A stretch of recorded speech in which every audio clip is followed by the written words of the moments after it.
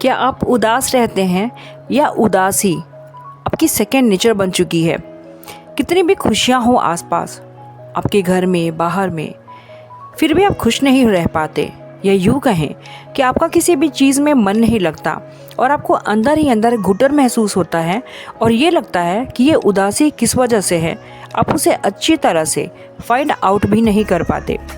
दोस्तों, हम सभी अपनी लाइफ में कुछ ऐसे कंडीशन से हमेशा मिलते रहते हैं। कई बार किसी भी काम को करने से पहले या किसी भी प्रॉब्लम के सामने आने पर उसका सल्यूशन करने से पहले ही हमारा जो कॉन्फिडेंस होता है ना, वो हिलने लगता है और हम प्रयास किए बिना, यानी कि किसी भी तरह का एफर्ट लिए बिना ही बहुत ही ईजिली गिव अप कर देते हैं। कई बार हम 1 या 2 एफर्ट में ही सक्सेस नहीं मिलने पर हर कुछ छोड़ देते हैं, जबकि हो सकता है कि कुछ एफर्ट लेने पर ही आपका काम पूरा हो जाए और आपकी जिस भी तरह की समस्या है ना, जो भी प्रॉब्लम से बहुत ही इजीली शॉर्ट आउट हो जाए।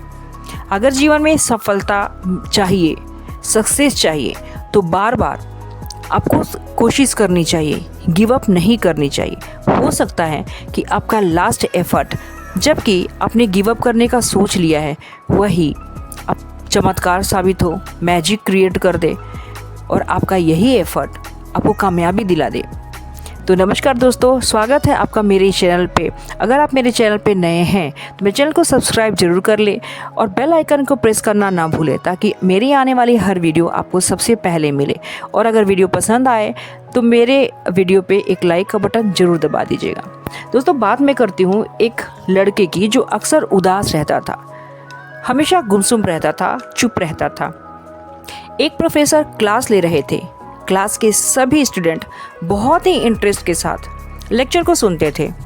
उनके पूछे गए सारे क्वेश्चंस का आंसर भी वो करते थे, लेकिन उस स्टूडेंट के साथ पता नहीं ऐसा क्या हो गया था कि वो कभी भी किसी भी क्वेश्चन का आंसर नहीं देता था और चुपचाप गुमसुम बैठा हुआ रहता था। प्रोफेसर ने पहले ही दिन उस छात्र को नोटिस कर लिया था, लेकिन कुछ नहीं बोले। लेकिन जब 4-5 दिन तक ऐसा चला ना, तो उन्होंने उस छात्र को क्लास के बाद अपने केबिन में बुलाया और पूछा, तुम हर समय उदास रहते हो, क्लास में अकेले और चुपचाप बैठे रहते हो, लेक्चर पे भी ध्यान नहीं देते, क्या बात है, क्या परेशानी है?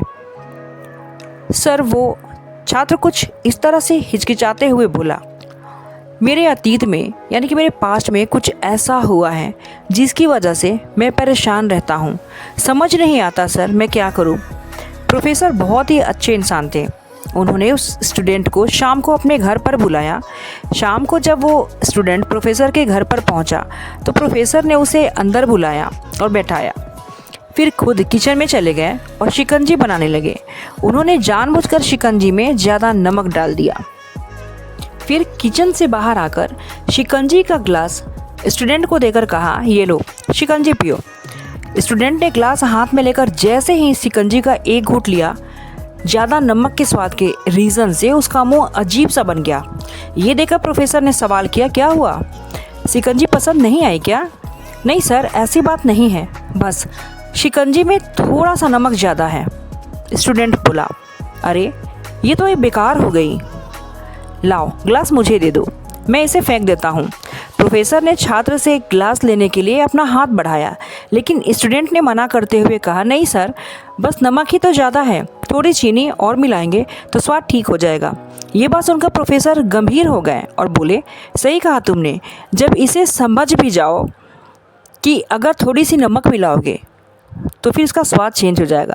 ये शिकंजी तुम्हारी ज़िंदगी है, इसमें घुला अधिक नमक तुम्हारे अतीत के बुरे अनुभव हैं। जैसे नमक को शिकंजी से बाहर नहीं निकाला जा सकता ना, वैसे ही उन बुरे अनुभव को भी जीवन से अलग तुम नहीं कर सकते।